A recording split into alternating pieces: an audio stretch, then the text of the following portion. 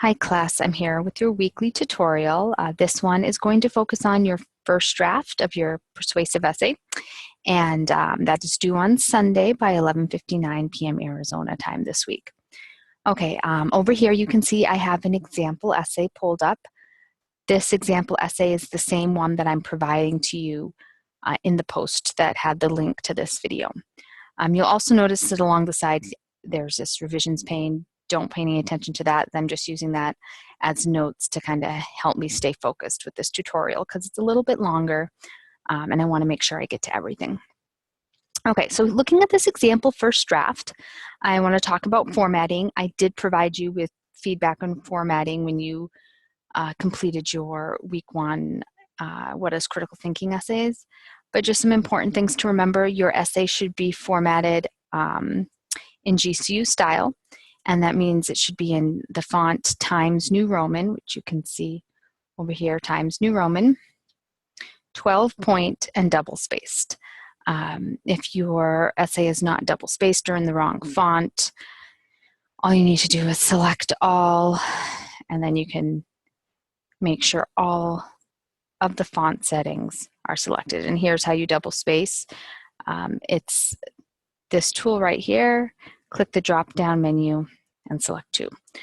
Please don't try to manually double space. Sometimes students press the enter key to manually double space. That's really going to cause you some problems later on down the road when you are ready to make revisions. Okay, so looking after you've got the formatting all set, just make sure that you begin with your name, date, class, and instructor. And then you can include in a title. This could be a creative title, or you can just title it with the topic of your essay. But it should be centered. Your heading should align with the left margin. And then when you start your introductory paragraph, that should no longer be centered. It should align with the left-hand margin. And the first line of each paragraph should be indented.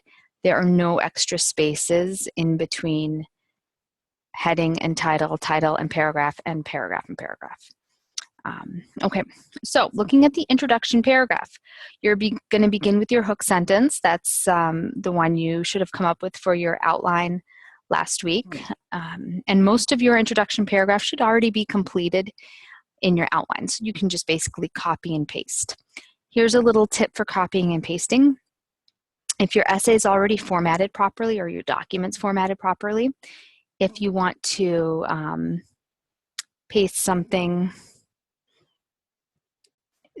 into a paragraph here, select the area you want to paste after you've copied whatever it is from a different document. Select the area you want to paste. If you right-click and then keep text only, that will simply paste the text but not the formatting, so it will save all the formatting that you've done. And the text will just be inserted there and will follow along with everything else. So the introduction paragraph starts with your hook sentence, goes on to, and remember the hook sentence, you try to grab your audience's attention, and then goes on to kind of provide some context about your topic, some background information about your topic and the debate. And then the very last sentence of your paragraph is your thesis statement. Once again, make sure you apply any and all feedback provided in your outline. To earn the full points on the rubric for your thesis statement, it needs to be the last sentence of your introduction paragraph. It needs to clearly state your position, and it needs to include 3 points you will make to prove your position, and the 3 things you will discuss in your supporting paragraph. And you can see here this thesis statement. Here is the position in green. Grass-fed beef is much more healthy, is a much more healthy option than corn-fed beef because it has a higher nutritional, there's the claim. Grass-fed beef is a much more healthy option than corn-fed beef. Then it goes on to state the reasons.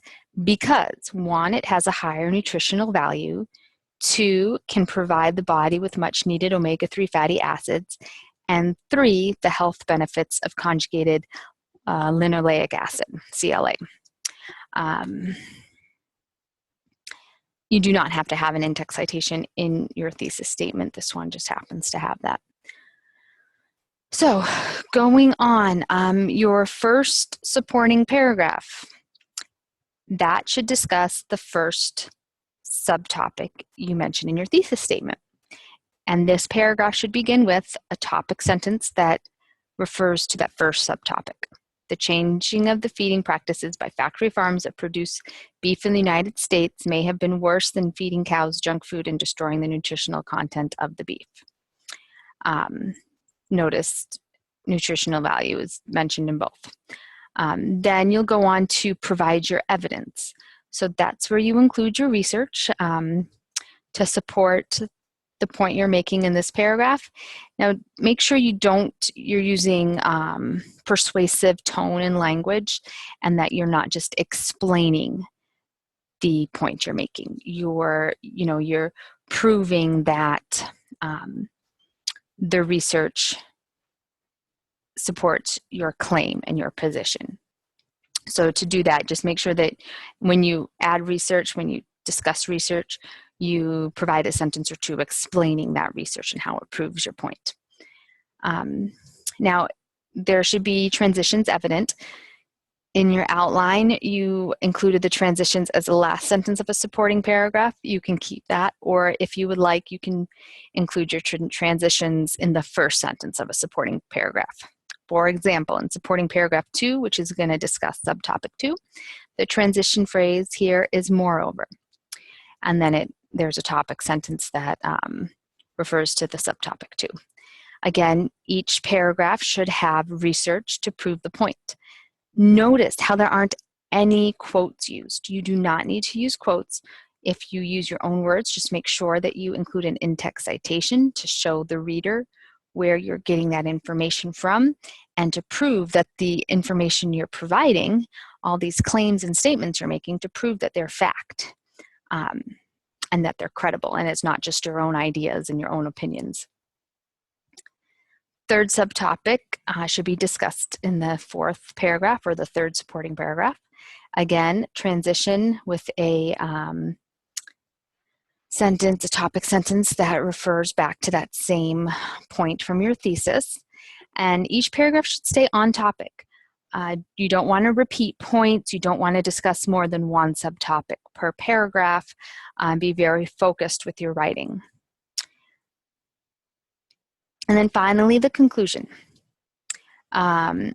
This you should have pretty much completed in your outline worksheet. It's great to end with a call to action.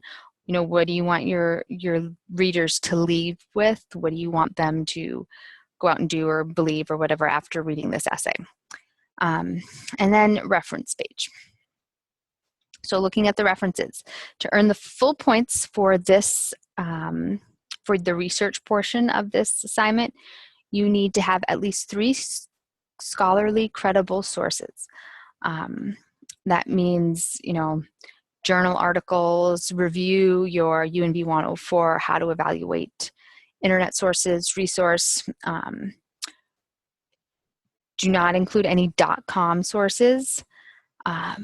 If you're going to use an outside source, an internet source, .org, .edu, and .gov are the 3 you should focus on. And then always, you know, look over the source, make sure it's not biased, that there isn't any hidden agenda to it, and that it's credible, so that, you know, if you include a source that is not a credible source appropriate for academic research, that is going to negatively affect your argument. Okay, and then references, they should be double-spaced just like the rest of your paper. If you're copying and pasting from the library, do that right-click, the right-click trick I showed you to paste, keep text only, and it will follow along, just like that. Hanging indents, if you don't know how to do that, after you copy and paste all your references in, highlight your reference page. If you right-click here, go to paragraph, and then special, you can select hanging, and that will give it hanging indents. And finally, every source that you include on your reference page should be cited in the text. That means you're citing paraphrased and quoted information. And if you kind of follow these guidelines, you should do just fine on your first draft. If you do have questions or concerns, or there's something that I didn't address here, please feel free to send me an individual forum message or a questions to instructor forum message. I look forward to reading everybody's first drafts next week. Have a great weekend.